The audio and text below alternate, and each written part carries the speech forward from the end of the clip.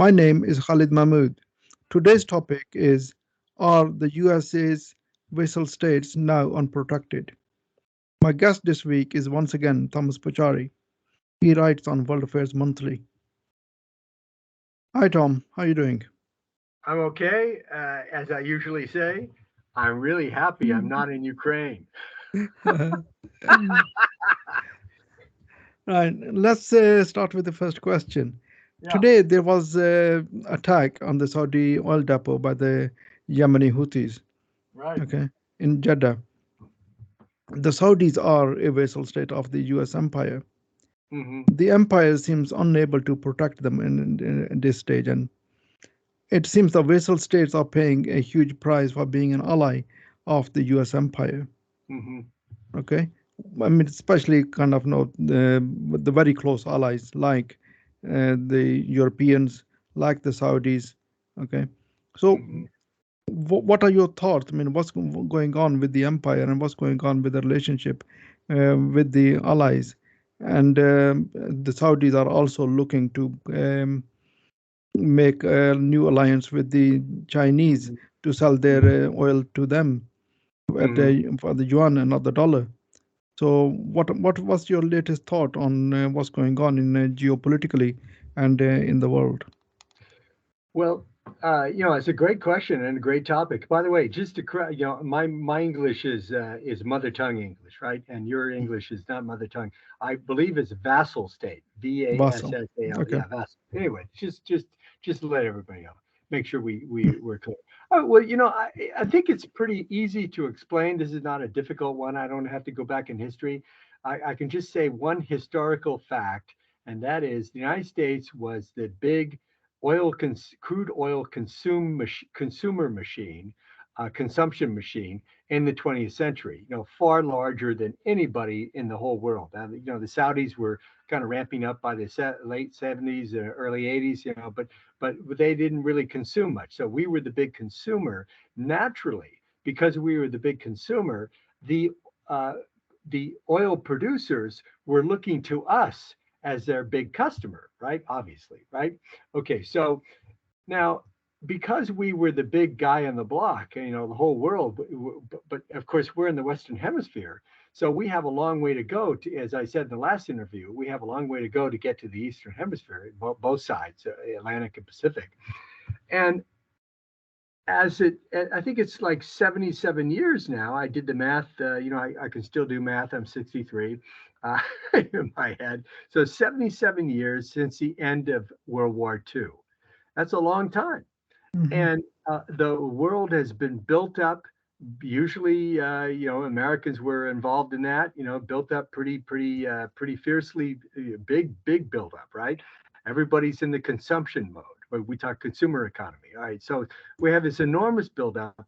Naturally, everybody wants crude oil. Now, it's kind of strange. The Ashkenazi Jews think that they should want electric cars and photovoltaic and wind power. That's pretty cool. But I think maybe you can use that just like 1/50th or 1/100th of your energy needs. I mean, it's going to be minuscule. So the crude oil is a big deal, and I suspect that Mr. Putin realizes that. And the vassal states of the United States, which have been around for 77 years, they're kind of getting little insecure, right? They're getting insecure. Period. And they're thinking, all right, what do we do when the big oil consumption machine is petering out? We're bankrupt. I've said it over and over again. We're basically bankrupt. Yeah, we can pay for the oil, but we have to borrow money to pay for the oil. And Ashkenazi Jews, they love that because they're loaning us the money. They're the usury guys. So it's pretty obvious what's going on. And the Saudi royal family, which is totally incompetent, uh, they're thinking, holy shit, maybe we should kind of hedge our bets. And they're looking to China, they're looking to Russia. They're just not sure what to do. But since they're incompetent, they don't know what to do. And when you're incompetent, you don't know what the right thing is to do, right? You can't figure it out. And Sure. and uh, and so the Eastern Europeans who are bordering, Russia and Ukraine and this kind of these people, the former East Bloc countries. I've been everywhere. I've been to these countries. In fact, I'm hoping to interview the Slovak ambassador pretty soon. That would be cool, and maybe even the Indian ambassador. So I'm making progress, everybody. So that everybody should tune in.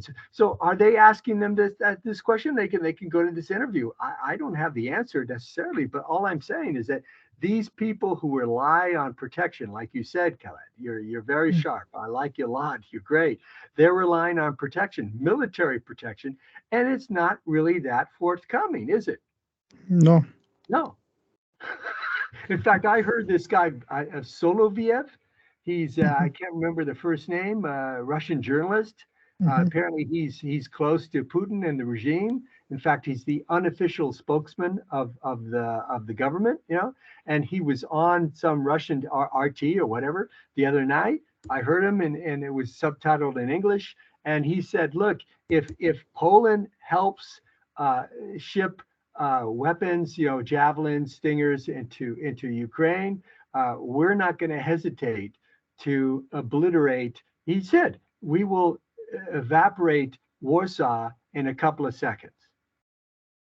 Interesting. Mhm. That's what I had told you. I told you that in one of my interviews. So now, is he joking? I mean, is he really serious? You bet your life he's serious. Yeah, he's serious. He also mentioned that Kaliningrad, and let me run over to get the globe. Kaliningrad, for the audience, I guess I pronounced it properly.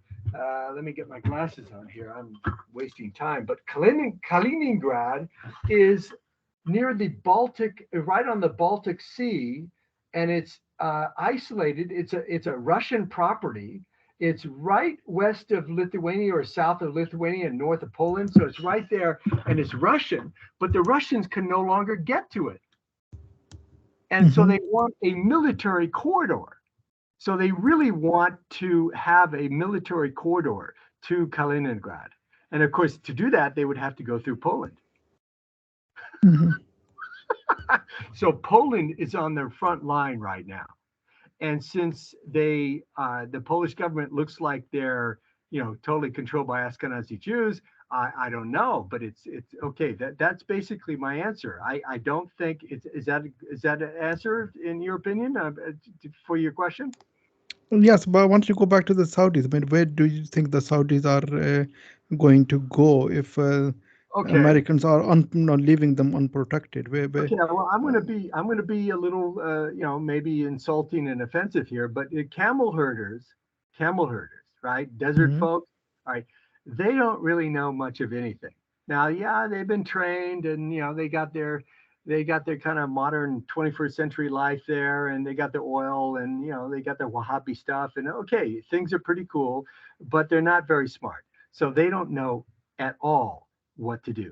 They're just like frozen deer in the headlights. So I think they really are panicking. Mhm.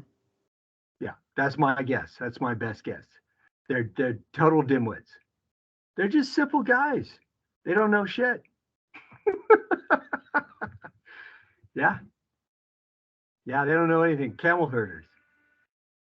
So, I mean, we had a chat before, and you were kind of now explaining to me how the Middle East is going to kind of go into. I mean, at the moment, I can see the food shortages that are coming there in the Yeah, Middle East and everything. But you were kind of kind of a bit more bold in saying that the future of the Middle East is quite um, dark. I mean, yes, yes.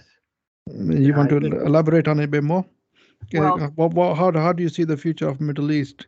I mean, do you see a war there in the Middle East happening, or do yes. you see uprising happening, or no? No? Uprising, chaos, war.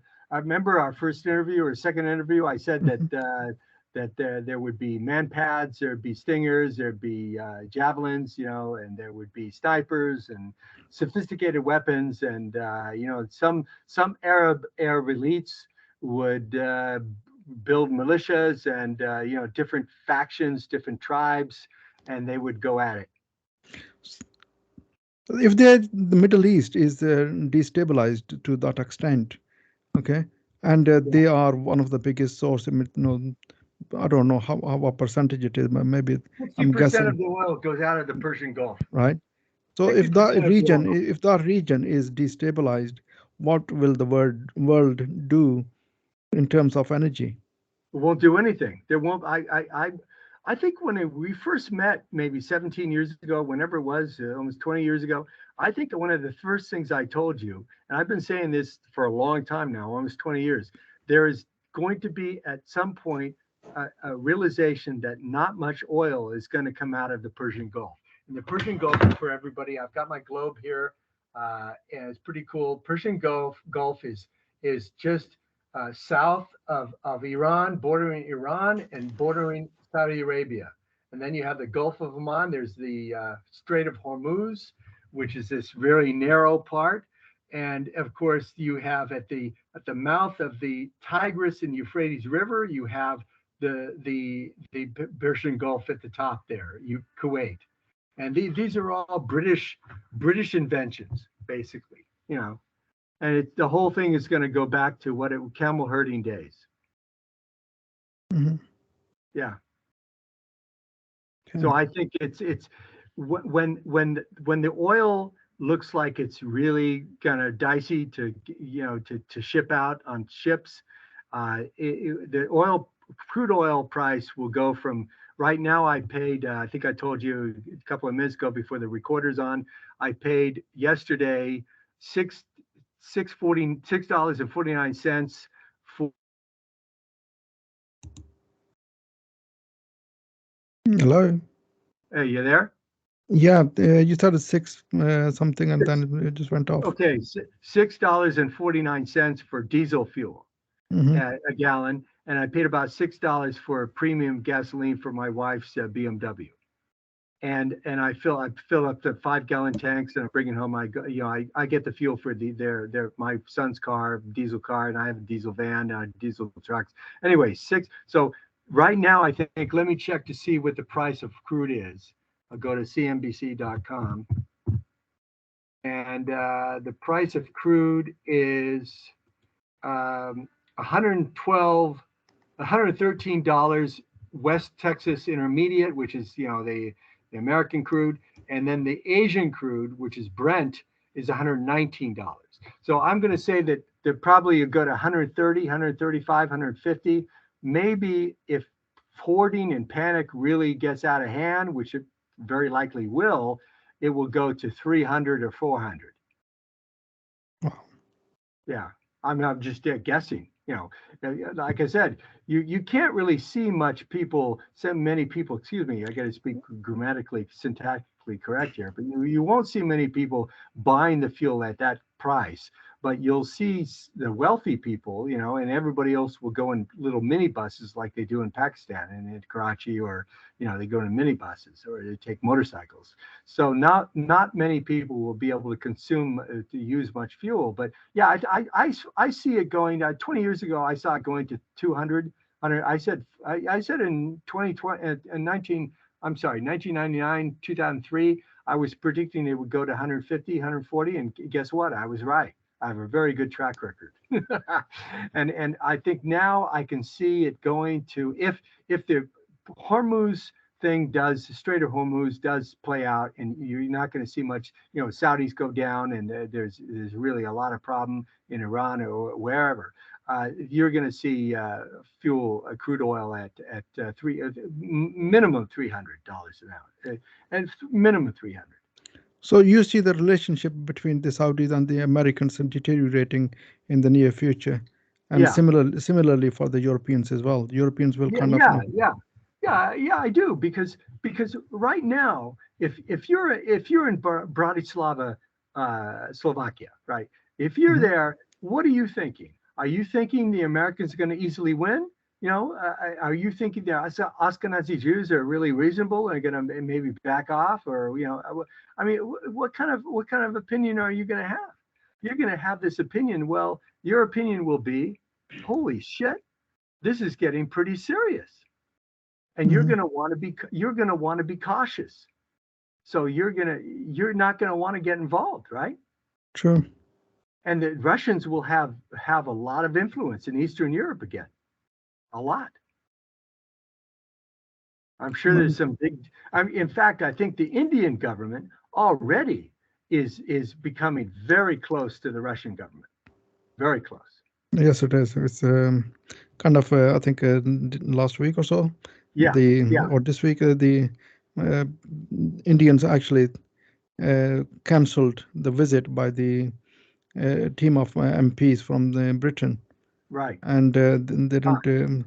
They canceled the invitation because they kind of expected. They were expecting that the British would put some pressure on or something like that regarding to right. the Russians, and they didn't want to hear any of it. So they No, just simply canceled the whole thing. no. So Now I'm The British Empire is kind of not. Nobody yeah, wants to listen to it. right. And Exactly. similarly in January, the UAE actually cancelled meeting with the center of command of the American Mm-hmm. military. And Mm-hmm. now recently, the Saudis and the UAE cancelled or didn't even pick up the phone, Biden. Mm-hmm. So I think the empire is getting the messaging somewhat from the Asians. Mm-hmm. Mm-hmm. It's all over. I So told you in the last interview, the next 3 years, it's all over. But nobody can sell. I explained that right to you last time. Nobody yeah, can sell. sure, But I want to make one quick point about Madeleine Albright. The okay, Ashkenazi Jewish woman from Czechoslovakia. yeah. I didn't know her. I didn't know her, but apparently she was kind of interested in me. But in the early '90s, they wanted me to work for her. So Clinton had appointed her a UN ambassador, and she was kind of up and rising and all this. But I got to tell the audience, really frankly, if I had been in charge or I had influence, I would have certainly been opposed to this really aggressive promotion of democracy. I wouldn't have bombed Yugoslavia. I wouldn't have bombed, gone after all these people and expanded NATO. I would not have done that. Crazy stuff, incompetent shithead. This woman was a total incompetent in Ashkenazi shithead, frankly, and a woman to boot, and looked like a witch. I mean, totally incompetent. So, but I couldn't do that because it was swarming around me were Ashkenazi Jews. What are you going to do? All right, so the world is just going to have to come to terms with the fact that these crazy, kooky people, totally incompetent, are ruling the world and trying to impose their stupid ideas on everybody. I know, but I mean, I would say that a lot of the people would actually blame the neocons for heading the policies of the America for the last 30 years. Okay, Well, the so if neocons are Jewish. yeah, Yeah, so they have been leading the whole policy, especially foreign policy in regards right, to the Middle East. right. Okay, and now I think the results are coming in for the Yeah, empire. they are. I'm Okay, trying to it remember the guy's name. so He was a would you agree that they have contributed in the destruction of the empire? totally. I'm trying to remember the guy's name. He was a Russian, a Soviet Russian. Darn it. He wrote a book in 2003 or something like that, and George Bush, W. Bush read it. I just can't remember the guy's name, but he was a Soviet dissident, and he was released Hmm. from Soviet Union back in, '92 or whatever it was. I can't remember. He got out of there, and he wrote this book, and it was about how to promote. We have to promote democracy all around the world. Democracy, democracy. Hmm. Yeah. Well, what they really want to do is promote sodomy. That's what they really Okay. do. Yeah. It's not democracy, it's sodomy. They want women voting, they want a bunch of sluts, they want homosexuals, they want drugs. I'm sorry I'm being so blunt. No, I think we can see all that in America already. I think Yeah, yeah, that's all we no. see. You turn on the TV, I don't have a TV, but you turn on the internet, and all Mhm. the advertises is Negroes. And okay, maybe it's not totally stupid to have a Negro on the Supreme Court. Maybe, I don't know, but she's probably incompetent. and probably she's very, very left wing, and probably she's a complete and utter puppet of Ashkenazi Jews. So is that smart? No. But I wouldn't mind having a Negro if it was possible, a Negro on the Supreme Court. Why not? Because the Negroes could look up to that and say, hey, that's pretty good. But the fact is that most Negroes are incompetent. I'm sorry, I'm getting kind of out of hand here, but I got to tell the truth to my friend Khaled Mahmood. Yeah, but the thing is, in the Google can probably ban this video anyway. No, no, they won't. I like it when you like it when you laugh. Yeah, no, it'll be fine. Okay. The truth, war brings out the truth. It's I funny think they say that war brings out propaganda and lies. Yes, it does. But even more powerful is the truth. In fact, I want to read you this tweet. I think this is so cool. I tweeted this. What is it? Okay, hold on. This is at Destructive Capital, one of my Twitter accounts. And okay, March 24, 1450s, information becomes very powerful. 2000 or so, information becomes shockingly powerful. When I was a youngster, I researched primates, hominids, and hominids. It's now time in history to identify and define criminality and other hominids. And I'm talking about human hominids. USA has been captured by criminals. Prediction: war is here. it certainly is. So that's what the vassal states are realizing, Mm-hmm. right? But They they are, can't escape it now, can they? The war is there now. yeah, they aren't ruled by good people or by upstanding, hardworking people. They're ruled by criminals, True. True. and they're criminals themselves often. I think Slovak government's okay. I think the Slovak government's okay. I think Poland government is not very good. I think Hungary may be okay, but the others I really don't know. I think Indian government's okay. Actually, I think it's pretty good. I mean, I think they're. I have a good feeling about the Indian government. Oh, then a bunch of racists. I realize that. I realize you're going to say that, and I know it's disgusting to admit that they got this problem with the Muslims. No, no, it's not just the Muslims. They got problem with everybody. Oh, In the I agree. Christians, they I got agree. problem with the lower caste as well, and a Yes. lot of it is in just the high class Brahmins who are kind of feeling insecure, and with the insecurity, with the fear of, and they're just lashing out at all those Right. who are non-Brahmins. Right. Okay, so they're kind of not leading India towards destruction actually, rather than kind of the amount of hatred that's there, and they are kind of more close to genocide than They anything else.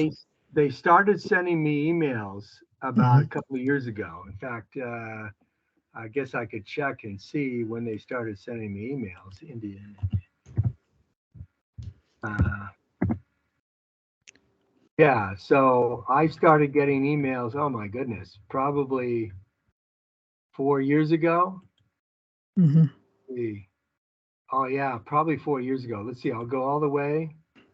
Okay, no, 2020. All right, 4 years Okay. ago. I was right. All right. So now they're emailing me press releases from the embassy, and they tell me that I'm probably going to interview the ambassador. So I'm going to say that, Khaled, maybe there's some potential for something good happening in India because they're willing to talk to me. I don't know. It's pretty good. That's not Pakistan, a Pakistan doesn't do that.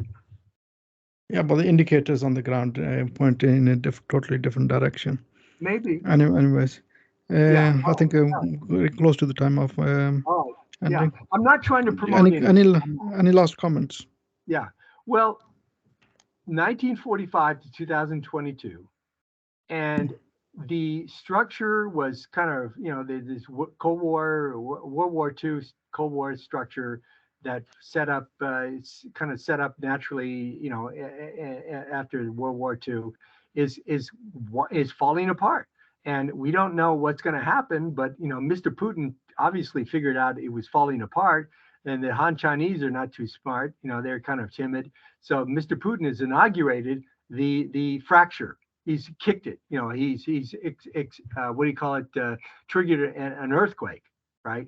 He's Hmm. triggered an earthquake, and so the thing is falling apart. And I'm going to say something. Only God knows where it's going, right?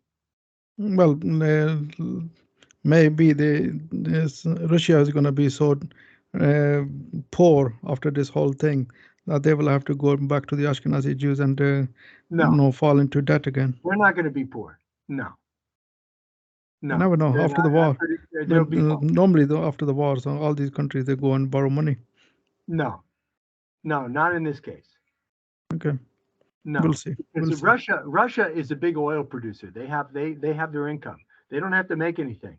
They just collect their oil receipts, invoices for oil sales, Okay. and they got all the other natural resources. So they're autarkic. Yeah, So but I they'll be read fine. they're making this bad decision about selling their oil in bitcoins, which Yeah, I sure, thought was a sure. really stupid move.